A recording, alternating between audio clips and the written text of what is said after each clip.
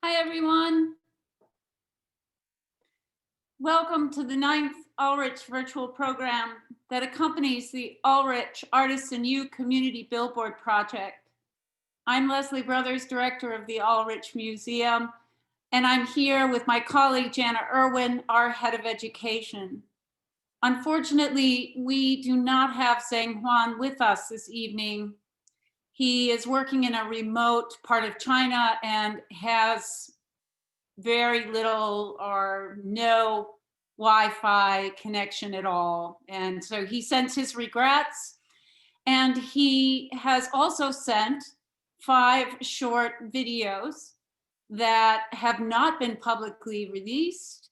And so we have an exclusive viewing of them this evening. I hope that all of you have had a chance to see the 18 billboards currently on view around the city. If you haven't, you can find them in a slideshow on our website under current exhibitions. You'll also find a map with locations, a link to the portal where all the artworks featured so far are identified and described, information on the Smartify app, and Jed Bodwin's curated playlists on Spotify, which are intended to enhance your billboard viewing experience.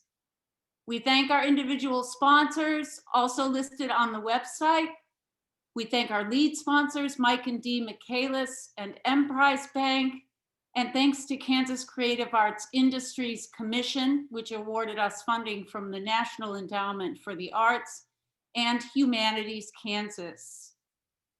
And I'd like to invite any of you who are not already free members of the Ulrich Museum of Art to become a member by going to our website and going to the Give, Join dropdown and filling out the very simple form. In doing so, you'll receive weekly communications from us, announcements, invites, and publications. So we hope you'll join us. Shanghai and New York City-based Chinese artist Zhang Huan's celebrated work consists of performances, photographs, sculptures, and paintings. The 9 photographs that make up this work, Family Tree, represent a day-long performance the artist staged in 2000. The artist usually uses his own body in his art.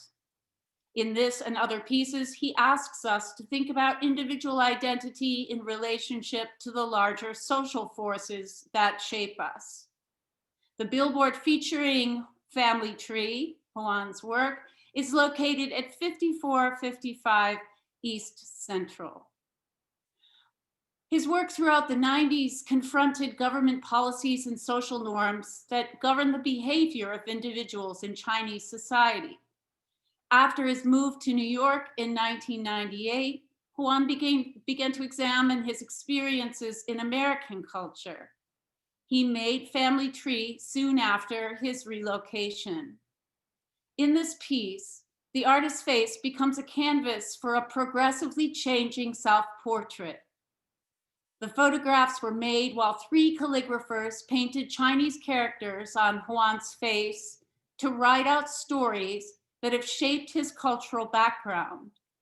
One story is a famous Chinese folktale about personal perseverance and determination. Other phrases allude to the ancient Chinese practice of face reading, a belief that one's face can convey a person's character, history, and fate. In the end, all the texts put together ultimately conceal the artist's face entirely instead of revealing his identity. The ink becomes a mask. The artist stated, "I cannot tell who I am. My identity has disappeared." As an immigrant to America and a member of a minority group, Huan speaks from personal experience about the difficulties of cultural translation. This work speaks poignantly to the challenges of preserving a sense of self in the face of the expectations we are given from birth and the ones others project onto us. It also makes visible how many stories each person carries within himself and urges us to show compassion and curiosity for one another, even if, or especially when, the stories are not something we immediately understand. I hope you all enjoy the videos.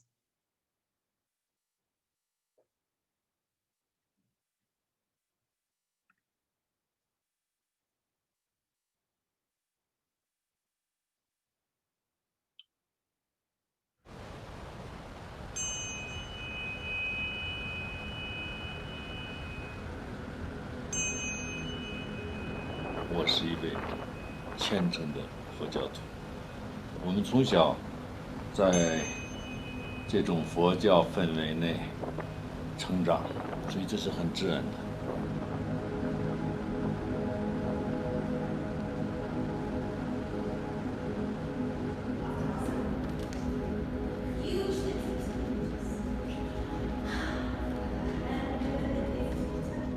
为什么用创造历史这个概念？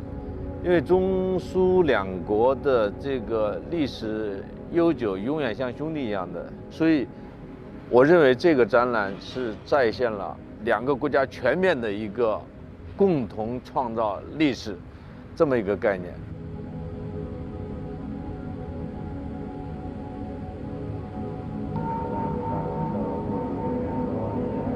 香灰这一块呢，主要是把中苏历史上很有代表性的政治事件和历史瞬间，用香灰这个特殊的一个媒介再现出来。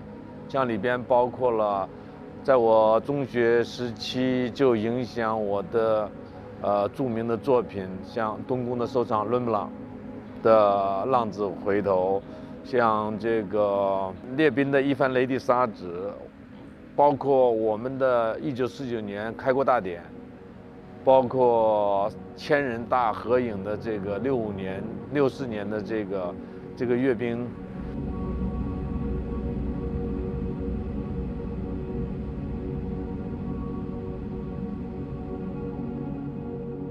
第一次看到这个老照片是92年、93年，我在北京的时候，在潘家园的鬼市早市上，5点钟蒙蒙亮，地上哗一溜那么长的照片，我一看，哇，我没见过这样的照片，就有很多神秘感给我。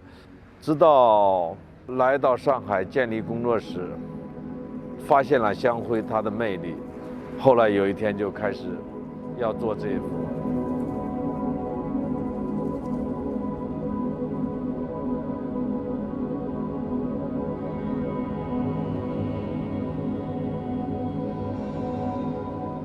那么我的东宫系列里边的Memory Door， 我们运用了中国200多年的这个普通家庭的大门，跟俄国的这个当代文化、当代摄影和艺术里边取的这个素材，跨越时空的并列在一起，所以它非常有意思，很新颖。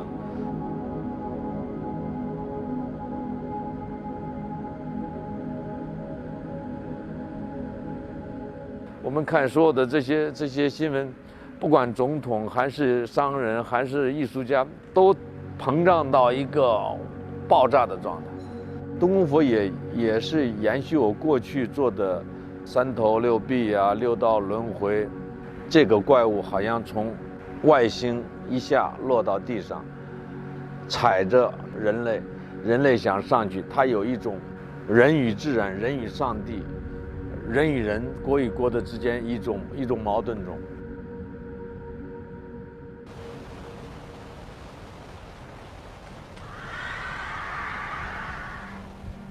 那么转世革命，我讲的是关注生命中的生和死，6道轮回也好，7749也好，这些都是佛教中的一些关键的东西。人生不可以控，死也不可以控，所以人的一生就是解决生死问题。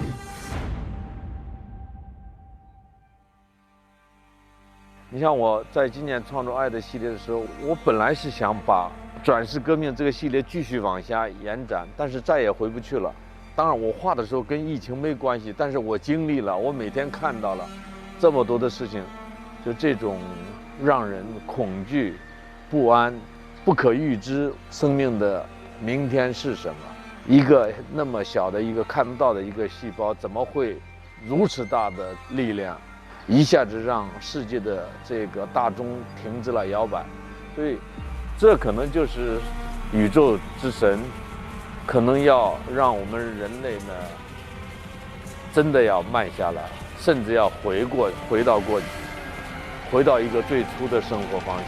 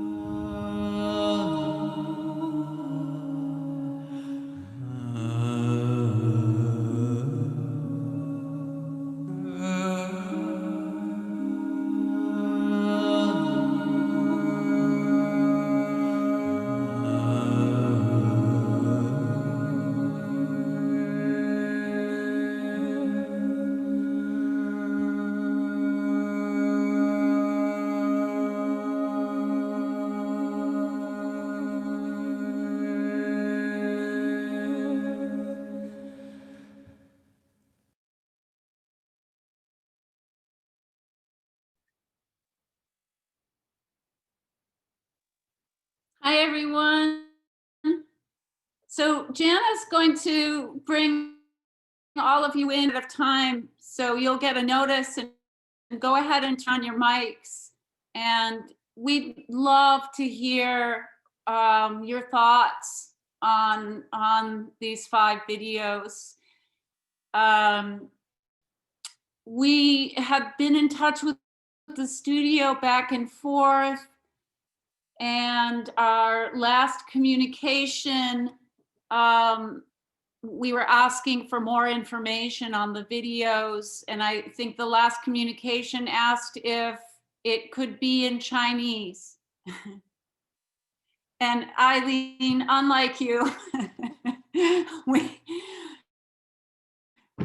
have a deficit in that regard, but that's as far as we got. So I'd love it if our discussion was more about, our connections with this artist to these videos and what we're thinking they're all about.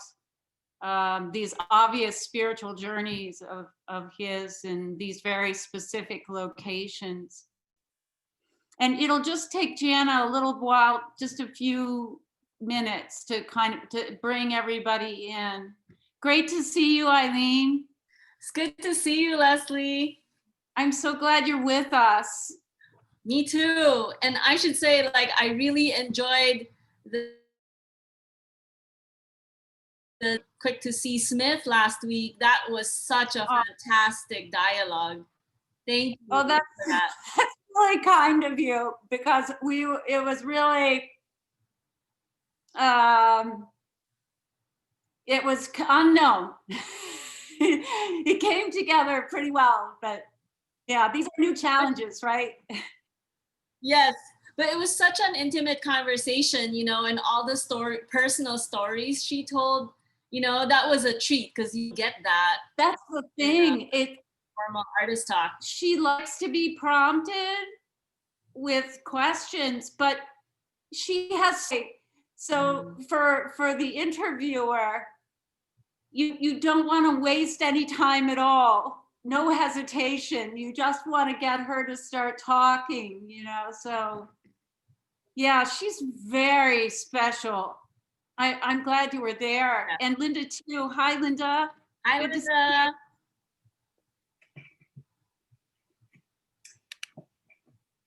Hi, Jana. Hi everyone. I was just telling them about our communications with the studio and trying to get more information, and that the last offering was, would it be okay to send it in Chinese? And had I known that Eileen was going to be here, we would have had a chance. Do you mean to say like he was gonna do a video of him talking in Chinese? They were going to send content, that a background on the pieces.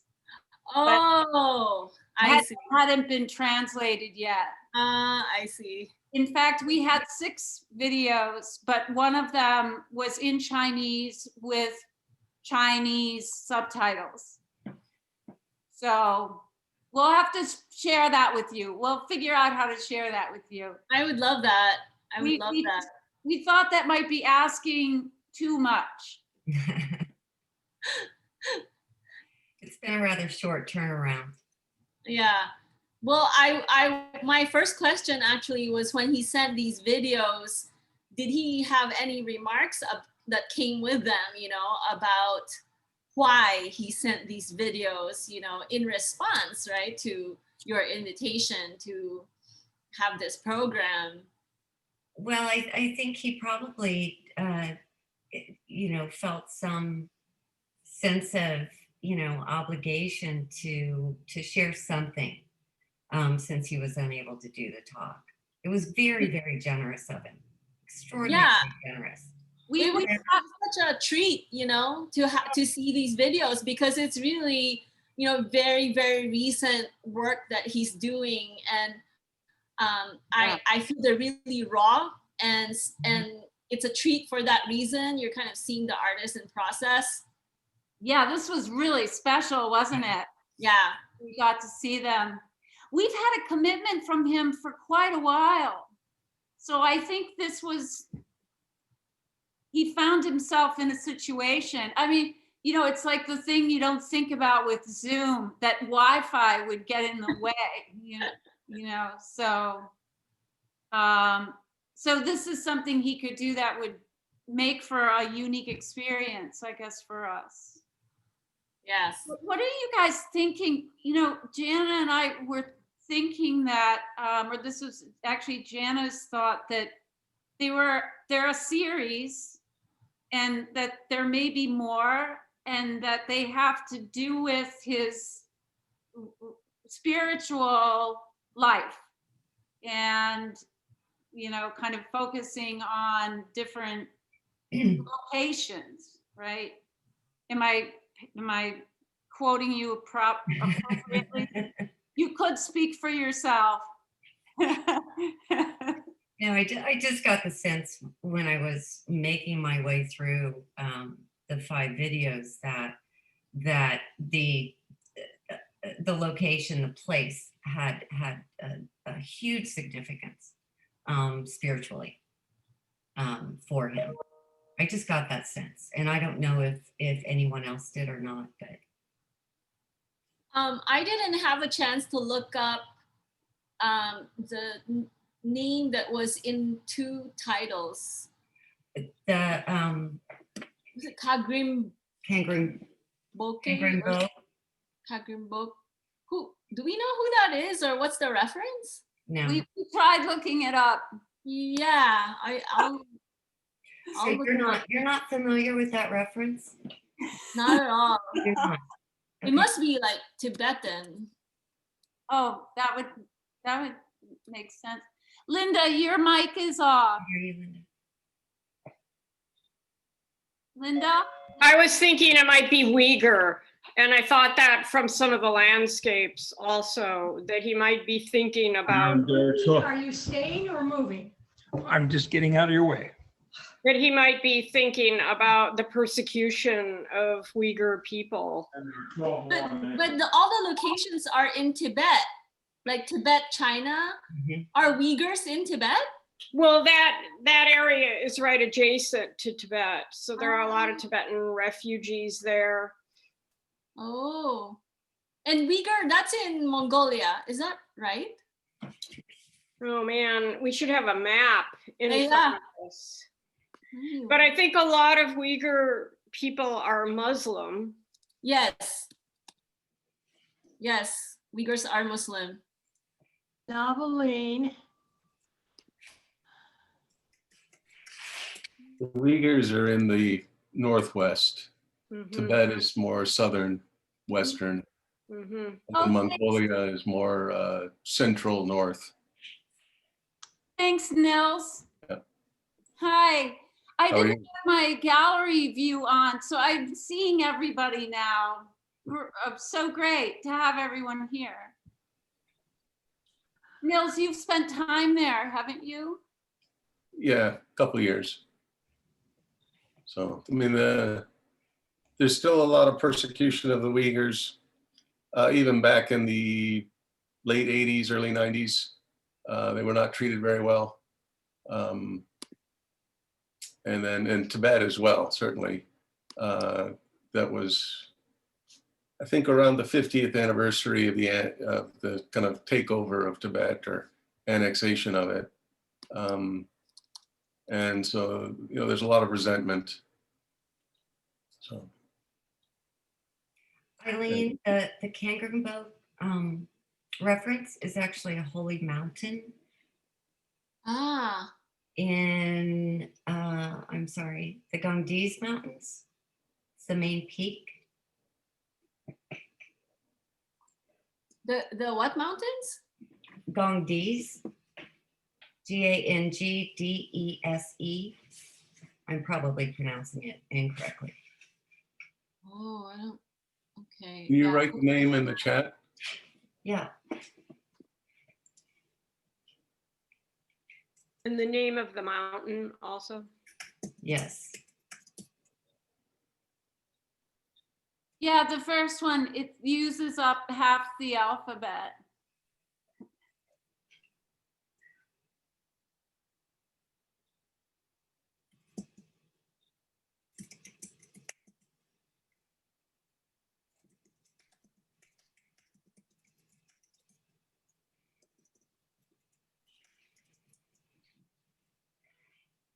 Hi, everyone. Hi, Jennifer, Noveline, Pat, Ann, Lee, Sharon, Ellie, Stacy,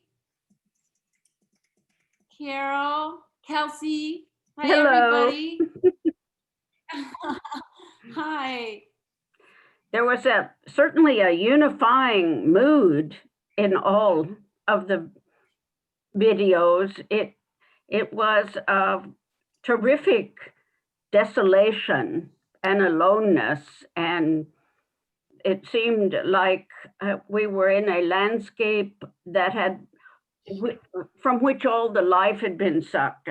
I mean, it was, and there was only shadows of life and shadows of action. It was asking a lot. It was asking for reflection on the life that had been there. Mm. It felt to me. Yeah.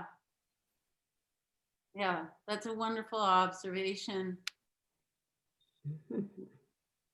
Clearly, he's thinking about that. His response to the COVID crisis was really moving. So that last video, Jana, you were saying that the title had the name of a mountain, right? Mhm. But the title was, what was the name of the mountain? Kagrim Kangrilinke, looks like. Kagrimbinke? Kangrilinke, I think. There are two I's in there. It should just be Kangrim,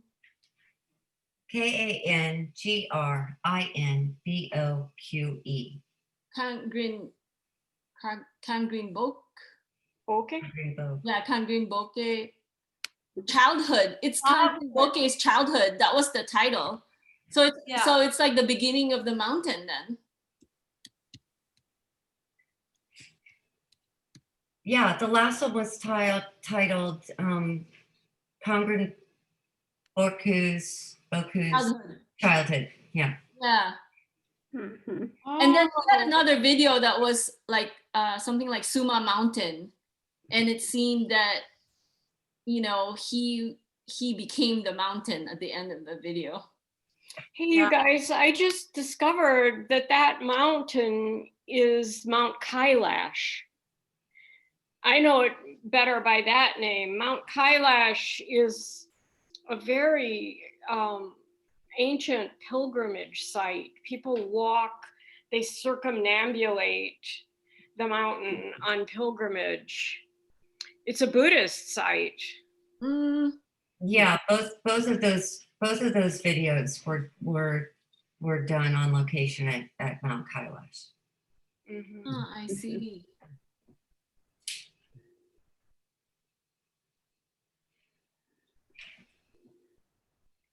Well, he's been a devout Buddhist for many years. Yeah. I was struck by the large globe, which had all of these white cloths or sheets or ragged bits of fabric flying from it. It made me think of the globe that was shattered and weather beaten and hollow. And then the sheep, the fact that the sheep were driven up to the water, but they didn't drink. It was as if it were poison. And we'd seen the dead bird sent down in the water earlier. But strangely, he's dressed in a costume reminiscent of a Western cowboy. But and then there's another Western image that struck me, the lifting up of the lamb. It's like the Good Shepherd, the Christian image of the Good Shepherd. But the point is that man hasn't been a very good shepherd of the land, of the earth, and of life. Yeah.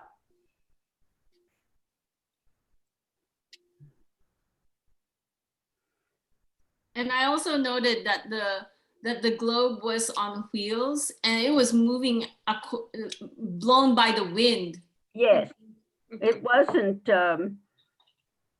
It didn't have almost a designed purpose or direction. Yeah. It was being randomly blown, right? Because it no longer had substance. No, that's a good in point. a sense. For me, it seemed like it was just about to fall apart, and he sort of boards it. I mean, as if it's a vessel to carry him on, but it collapses in the water, goes nowhere. And it's almost as if there was in Tibet life and spirit, and it's been scraped or, as I thought, sucked away. And he's left to deal with the bones. Wow. I mean, I kept seeing, well, he speaks initially of life and death, that Buddhism is about life and death, and it is. We're on a journey of 1,000 lives, and we have just, this journey hasn't been very fruitful.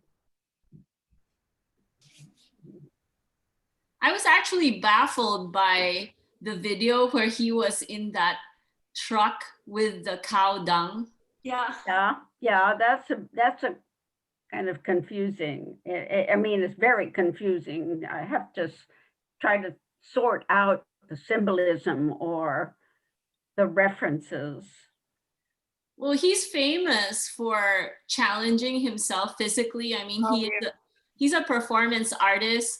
So, you know, in his early performances in the 90s and 2000s, he's always doing something that like pushes the limits of his physical endurance. And, you know, I mean, that position in the truck was a really scary position. And he had to hang on to his straps while all the cow dung was getting dumped out.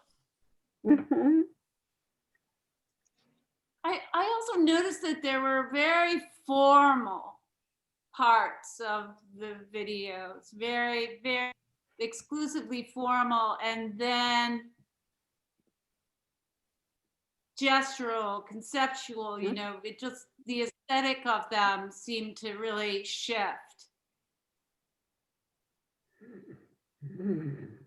I was fascinated by his shadow taking on the head of the skull too, the ram skull in that early video.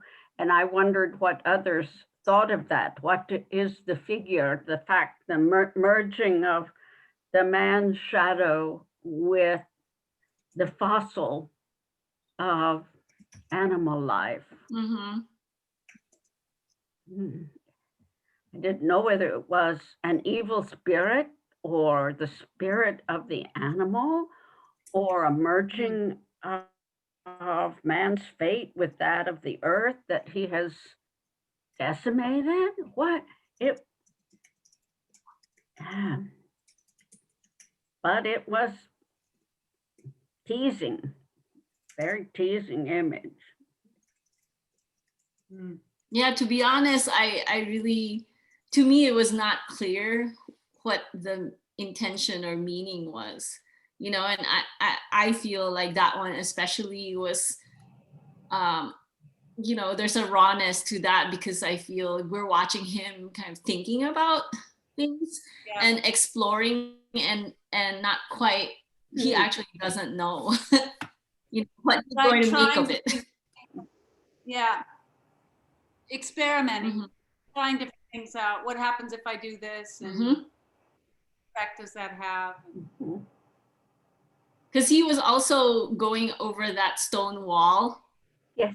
You know, which it, you know, so he's trying to walk that, which is kind of a harder path to take when you want to move, right? When he has all that open space on either side of the wall, which would have been easier. And it reminded me of the British artist Andrew Goldsworthy, who, you know, his whole career was about like taking paths that were hard, you know. So like he did a documentary where he made himself like walk through a bush when there's a sidewalk right next to it. But he struggled through the bush until the end of the road. And it seemed like Zhang Huan was doing something like that. I wish I had seen the earlier videos. I was not able to come in the beginning, so I only got to see the end of the last one. Yeah, the first one was really, that was where kind of my knowledge of him left off, you know, when he was using ashes that are from incense burners that he collected from temples to make paintings and sculptures. And he's done like, fragments of, Buddha using those ashes. He has this magnificent exhibition at the Hermitage Museum right now. So if you go to the website, it's just unbelievable. So far away, unfortunately, but just extraordinary. And so that first video has to do with that exhibition. But strangely, I felt that image of him walking or almost dancing across the top of the wall was the airiest, lightest of heart image in all of the videos. There was more kind of freedom and kind of up like a dance, more life and kind of vigor and joy in the limbs than of the human than in other images. So it struck me. I really enjoyed that particular sequence. Yeah, it was delightful. Ellie Skokin adds that it reminded her of a bird trying to take off. Yeah. That's true.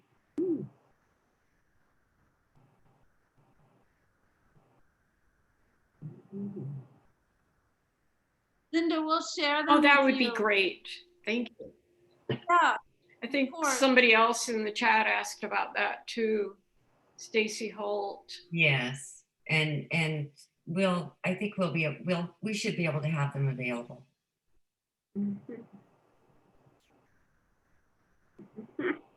Oh yeah, they definitely are pieces that you would want to watch again and again, right?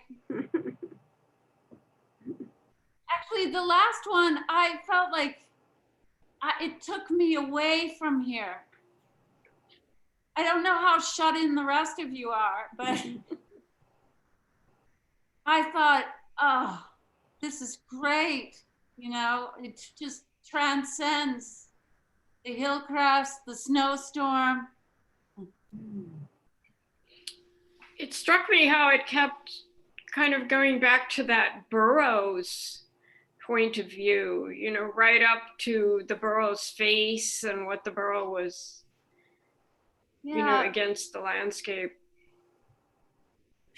So beautifully decorated, right? So of that place,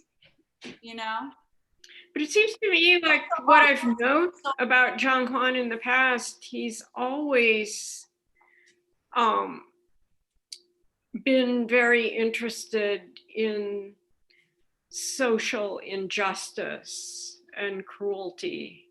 I'm thinking of the work he did with all the rural workers that come to cities to live in squatters villages around the outside to work construction. And he did some really moving projects to illustrate their plight. Right, to raise the pond level one. Yes. That's his ability to gather large groups of people together to do things. I was thinking that was reflected somehow with the sheep. Yeah.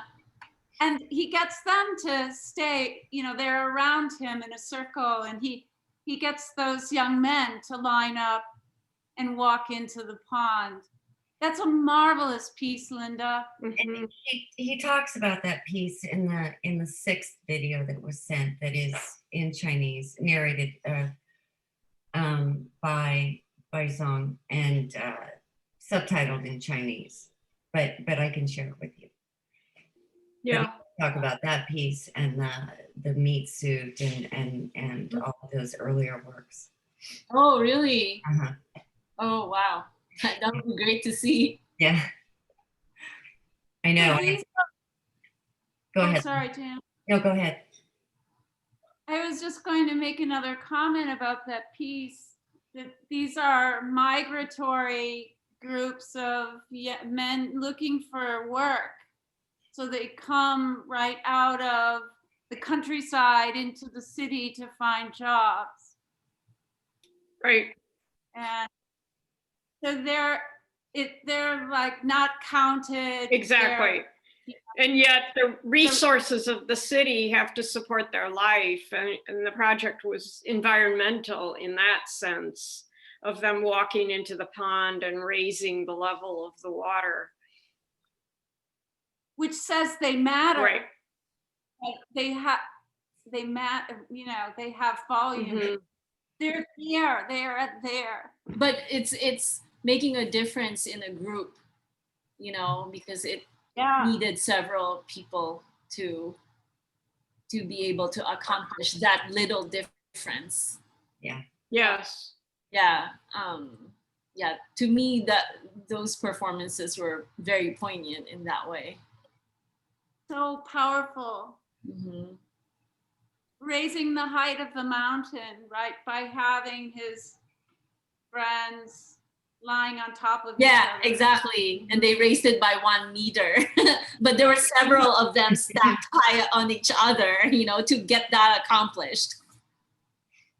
Well, and Les, do you remember that early project we knew about by Zhang Huan, where he was suspended upside down in a yurt-like structure, and somehow his drops of blood were accumulating in a dish down below? Do you remember that? I do remember that. What was it called? I don't know.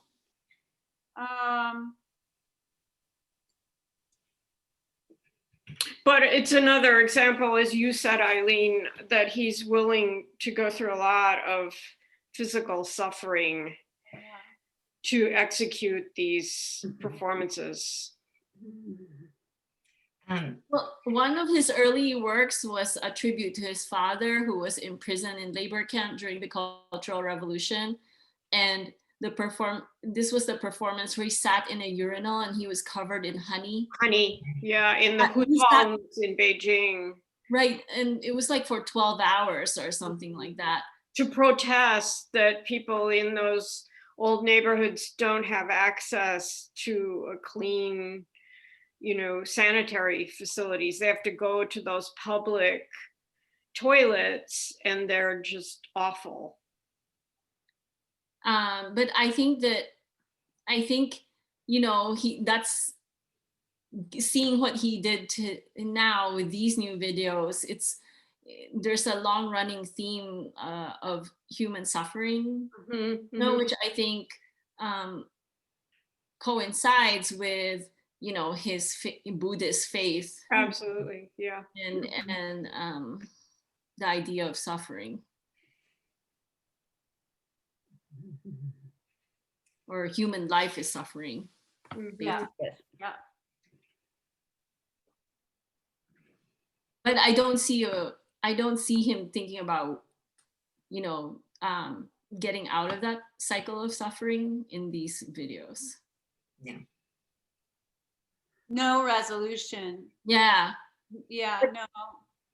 But I guess like another running theme in these new videos, at least in some, in some of them, were kind of, it's like building something, you know, like that truck with the cow dung. That's the start of a mountain, you know. and again, you know, with him with that plastic sheet that he painted, and then he put it over himself, and then he walked through it, and then the end was a scene with mountains in the background, and he crouches down and it looks like he became a mountain too, or the start of a mountain. So it's, I feel that's a running theme too, you know, it's kind of building a mountain and the suffering that goes with it to start that. Yeah.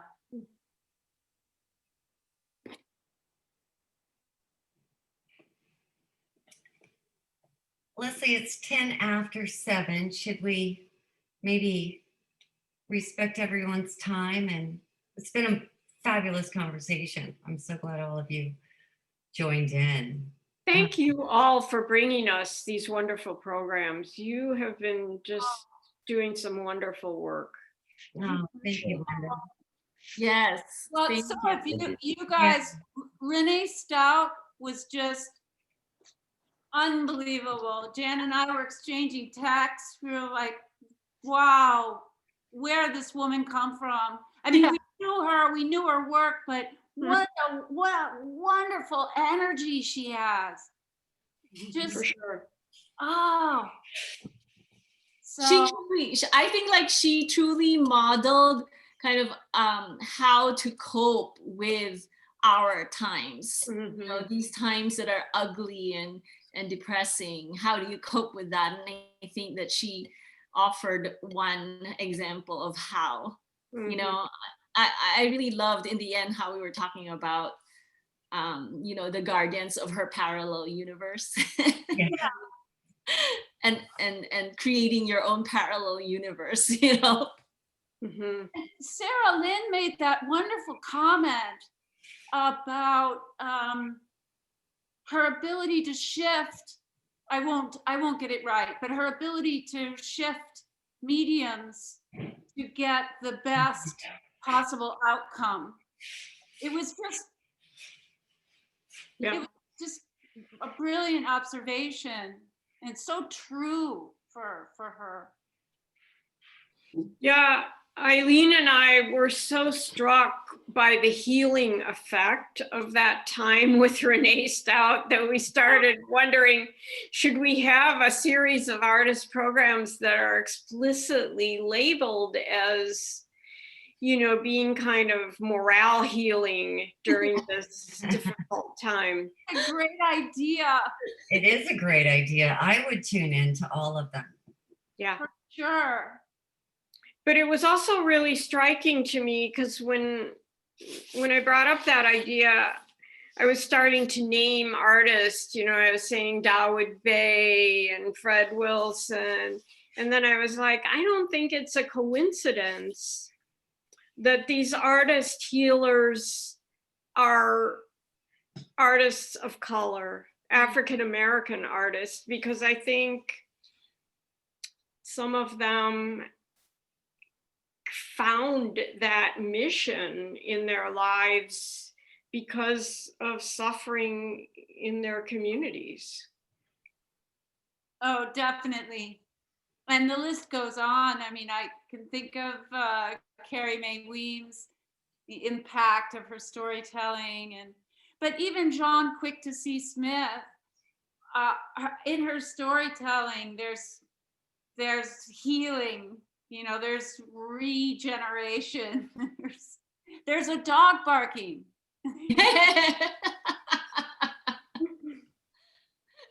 Yeah. But yeah, it's so true.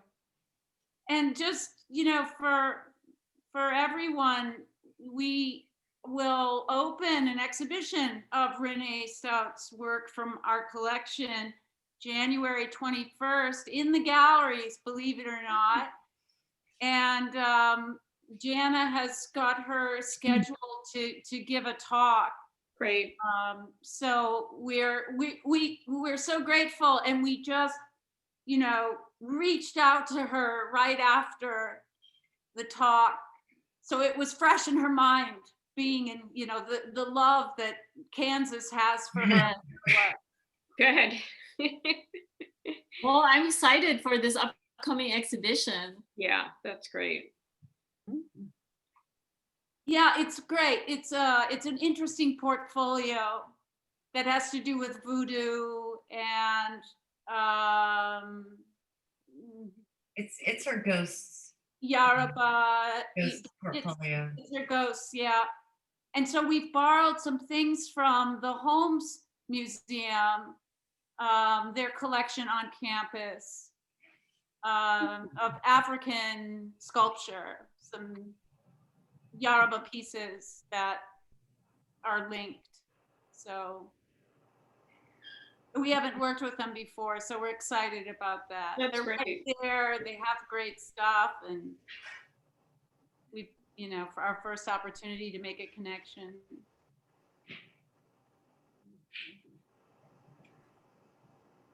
Well, thanks everyone. I know Jana, you were leading us out. You know, just No try one, to be not respectful everybody. of everyone's evening. Yeah. Well, thank you for this great program and all the other great programs you've had. Really appreciate it. Thanks, So everybody. glad you guys join Like, us, Yes. see honestly. everyone.